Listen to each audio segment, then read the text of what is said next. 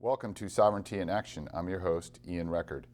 I am honored to be joined today by Mr. Carlos Hisa, who is a citizen of Isleta del Sur Pueblo in Texas and who currently serves as the Pueblo's governor. He previously served as lieutenant governor of the Pueblo. Welcome, Governor, and good to have you with us today. Thank you. My pleasure to be here. So I shared just a snippet about who you are and what you do, but why don't you start out by just sharing a little bit more about yourself? What did I leave out? Nothing really. My name is Carlos Hisa, as you said. I grew up in the Pueblo. We are the only Pueblo located in the state of Texas, and there's only three. We are one out of three tribes in the state of Texas. We were the first established government in the state of Texas, and we've been there since. We are very traditional. We try to keep intact what we have left. The community grew around us, and so we were stripped from a lot of our ways of life, our lands and everything. So we managed to stay afloat and in existence. And I thank our ancestors for keeping the fight alive. We really honor and respect them because the real fights were back there when the Pueblo felt alone and forgotten. So they were strong people, and that carries on in our blood. So we are determined to stay where we're at and not budge. So we're here today to discuss the topic of tribal workforce development specifically, and how tribal nations are working strategically and innovatively to build their human capacity in order to achieve their long-term priorities. And the Pueblo has been partnering with the National Congress of American Indians to develop a case study of what you guys have been doing in this area, which will be shared publicly here in the next month or two. And I was wanting you to start out by just providing us a brief overview of the Pueblo's approach to workforce development and what it consists of. When I was young, and even when I became lieutenant governor, we had an employment program separate from an education program. We saw the need of combining it into an empowerment program to where it could be a one-stop shop where an individual seeking education or employment can get both or improve on their current situation. So if you were looking for employment, you could go ask for employment. But I mean, there's other opportunities out there. We encourage them to go to school and seek other means of having something to fall back on or to pursue a career in whatever they want. We also asked our empowerment department to work closely with our other departments to identify the needs in their areas of expertise on each department, so we can start preparing our youth or even adults interested in wanting to become a counselor or a nurse or something, and start working to get them in position, so when the position is opened up, they are qualified and can go ahead and apply. What we want is to educate our people and empower our people, but we want them to stay in the Pueblo, not leave. So I want to share a quote that you shared with me once, which is that everything we do for the next generation. We want to raise the bar so that going to college and having a career is a norm for the next generation. How is the Pueblo working to make that a reality? We're working hard. We've identified that we need to start young. We have a pre-K program which we are really focusing on the youth. I mean, child development is very important, early child development. And we've been able to get some tribal members that have finished their school and have earned a degree in teaching.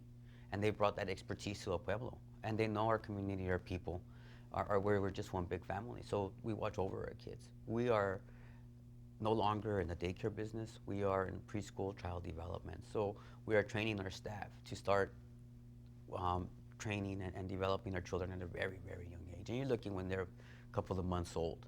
And you can see the progress, because when they're going to the regular public school system, our kids are far advanced from what they're teaching at the regular public school systems.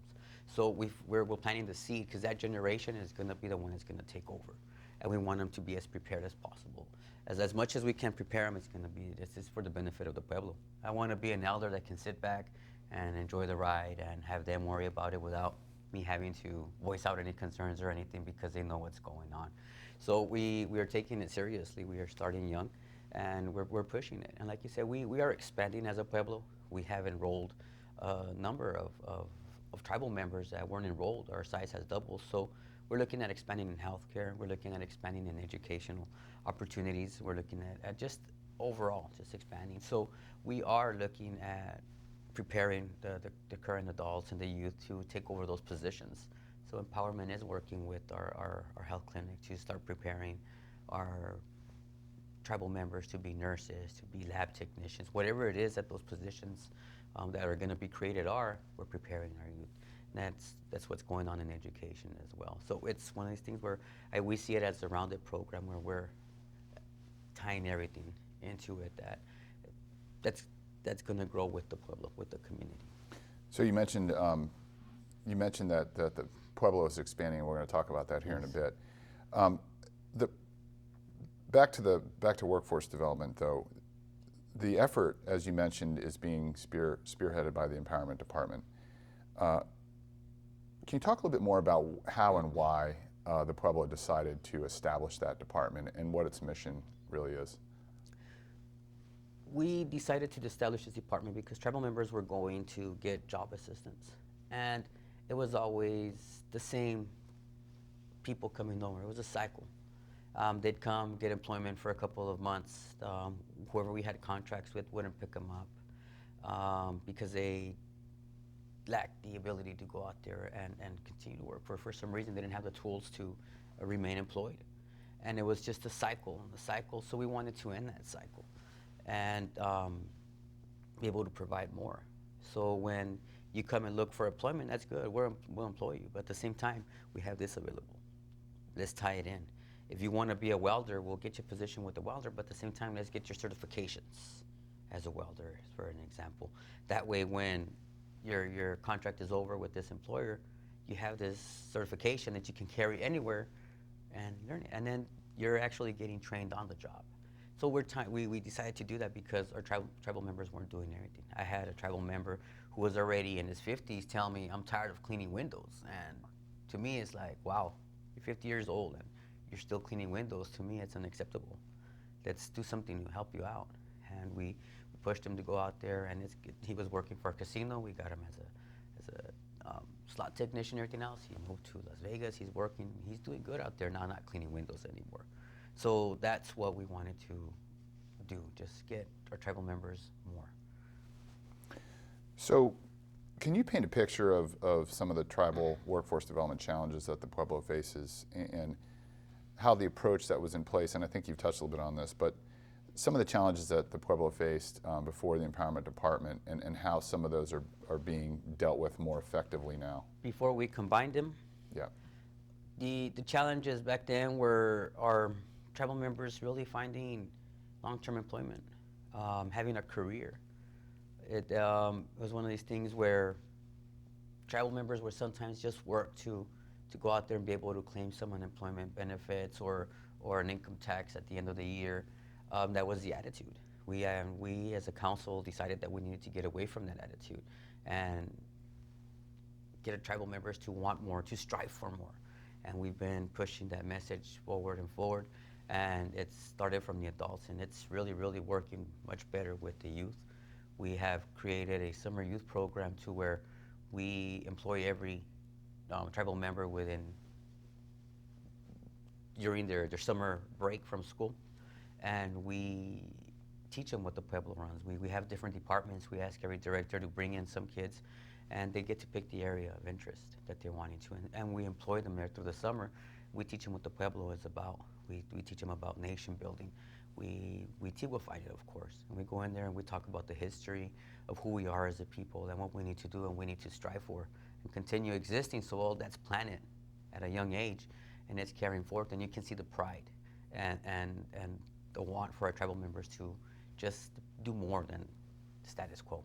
They want to make sure that they do something, come back and provide for the community because that's what we want. They realize that's what we need.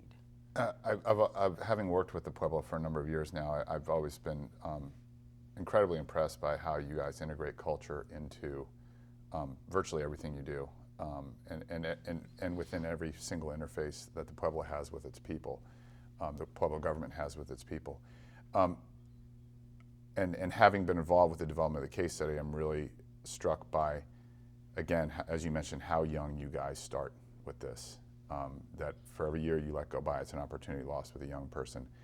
And there's a couple things I'd like you to talk a little bit more about within that, and that is when you bring through this internship program, for instance, you bring young people in, they get exposure to not only what types of jobs are available within the Pueblo, but also how the Pueblo functions as a sovereign nation.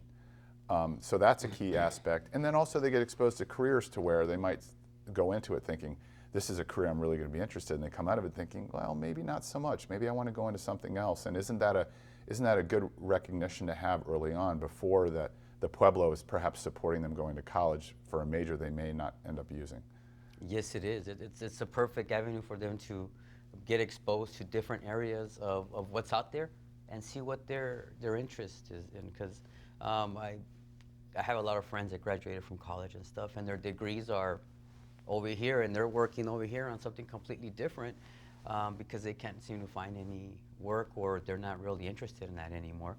So like I said, our youth go through the summer program throughout their high school year. So they get 4 years of this exposure. So within those 4 years, they can pick different departments. So when they need to go out there and explore. And one of the things is tribal council is very supportive. So there's sessions where we go and talk, and they get to ask the questions of what we do, what's important to us as a Pueblo, and what we're striving for. And all that information is shared with them. And I mean, it's one of these things where parents stop me and tell me, hey, my child knows more than I know what's going on. And I say, yeah, because we're involved in it. So at the heart of, and you've touched on this a little bit, but at the heart of TIGWA's workforce development effort is what has been described as a culture of advancement. And you've described how things were, the attitude that some folks in the community had prior to establishing the empowerment department and so forth. With this culture of advancement, can you describe why it was decided that this was a culture worth fostering and how it's reflected in how you approach workforce development? Everything is worth fostering when it comes to our people.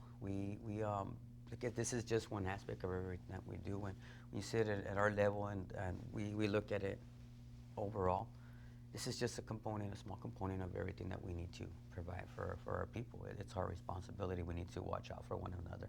So it's one of these things where we wanted to change the mindset of who we were as a people. Growing up, we were a close community. I remember our elders telling us, don't open the door to anybody. Who we are, what we do is for us only. Don't share that with anyone. Through the times in my experience, I felt that we learned that we need to be open. We need to open our doors, educate people about us, who we are, where we come from.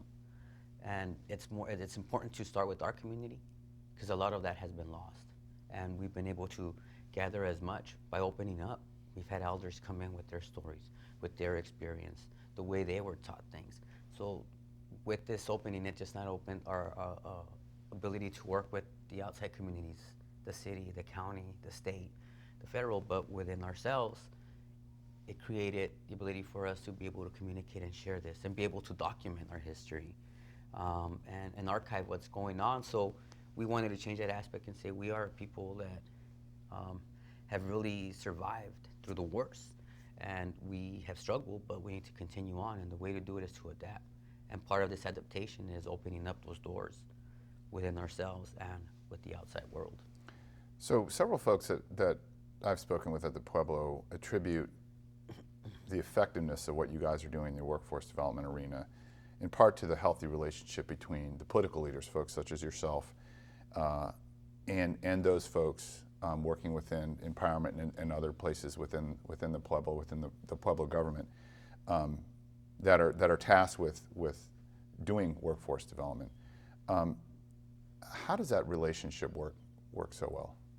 I don't understand the question. Us as leaders with our Interface, directors? yeah, with the directors and understanding, understanding roles and things like that, and making sure that there's communication in place, but at the end of the day that, you're putting trust in those folks to go do what they've been charged with doing. It's accountability. The council doesn't micromanage. I wear two hats, and so does the lieutenant governor. We also sit as the administrator, and he sits as the assistant administrator in the way we're structured. And the council lets us oversee the programs, work directly with directors, and be the in-between, because we don't like to micromanage. As a council, we get together, establish the goals, what we need to work towards, and it's our responsibility, along with the directors, to go over there and meet those goals. But again, as a governor assistant, as a governor and administrator, we don't micromanage, but we do hold our directors accountable. Our doors are always open to work with them, and we try to work with them as close as we can, despite everything else that falls on our plate.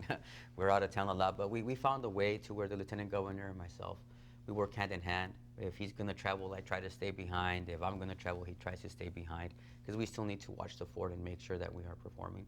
And it makes a big difference when we're there and available to our directors, because they do depend on us as well to give them direction every once in a while. So it's become a structure to where there's no micromanaging. We put the right people in place, and we train our tribal members. Some of our directors are tribal members that started in the positions at a lower level and have climbed their way up and have earned the position that they're in. And we want to continue to empower them, and it shows that they've learned and they care and they work with us. I mean, they'll stop me at Walmart. I don't have a problem with it. It's part of my responsibility. So I want to wrap up by touching on what you brought up earlier, which is the Pueblo is expanding. And it's expanding in part because of what is known as Project KeyWoohoo. Yes. And the Pueblo recently won an award from the Harvard Honoring Nations program, which recognizes best practices among tribal governments. Can you briefly describe the project and how and why it came about? It came about because when we were recognized as a tribe, there was a restriction in there, blood quantum restriction. It was put on there by the state of Texas and the federal government at that time. And our leadership accepted it because we needed programs to be able to support our families out there back in the day. Ever since that restriction was put into place and we were recognized, our tribal council has made efforts to change that blood quantum restriction. El Paso grew around us, so there was a lot of interfacing and everything else. So blood quantum to us is, we look at it completely different, like from other tribes. I go to other tribes and they protect their blood quantum and whatever it is. To us, it was a completely different situation. We wanted to change it. So when we were successful in changing that language and letting the federal government give us the ability to determine who is a citizen for Hisa Pueblo, we came back and met as a council and said, so okay, how do we do this? And we all agreed that we needed the community to be involved. We created a committee of employees, tribal council members, tribal members who were descendants, tribal members that have been past leaders who knew the issue well back in the day. So within that committee, we created this KeyWoohoo project. KeyWoohoo project was, we were tasked with figuring out a way to reach out to the community to get their views on what's going on. So a questionnaire was developed. We sent it out to the committee. We had a very big response to the actual survey, and the results came back saying that our community didn't want a blood quantum in place because they don't want us to label, separate, identify differences between ourselves. We're all Tiwa, we're all Pueblo people, and let's keep it that way. So, having heard you talk about this issue before, I know this is a very personal one for you, that if this old system, this imposed system from the outside was allowed to be perpetuated, that it was going to have it was having already very real impacts on you and so many other Tigwa families across the community. Can you talk a bit more about the personal aspect of this and how this new approach that the Pueblo has taken to citizenship is more in line with Tigwa identity, with Tigwa culture? If we would have remained with this limitation, it was only a matter of time before we became extinct and nobody was Tigwa. So we needed to change it. And I'm just going to talk about my daughters because they weren't considered tribal members, they were descendants. I grew them up differently. I always brought them to our ceremonies, our dances. They participated. Till this day, they participate. I never labeled them as descendants. I labeled them as Tiwa. You don't qualify for certain things. You might not be able to do this, do that, but you are Tiwa. And this is what's important. And when it came to our culture and our way of life, we never closed the door to any tribal member that wanted to participate. It was through the federal programs and everything else that they had their limitations. Tribal council would continue to fund educational programs for descendants and stuff, but again, that they were labeled as descendants, different from everybody else. And my daughters would struggle with that at times. Even growing up, I remember me and my brother getting off a bus where we're gonna go for a field trip because one of our friends who didn't meet the blood quantum wasn't allowed to go. So I remember me and my brother saying, well, if he doesn't get to go, we're not going either. And we got off the bus. So it's been something that's been going on since I was a kid. And I'm glad it's not there anymore. So, a final question on this project and what you guys have done. From your view, how is the change that you've made strengthening the Tigwa people as a people? The strength was there, but it was scattered. Now I see unity.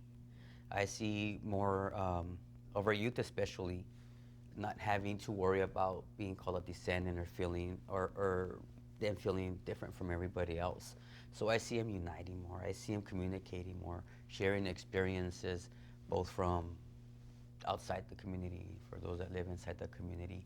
I see just the strength of our Pueblo just growing, and with unity amongst our youth especially.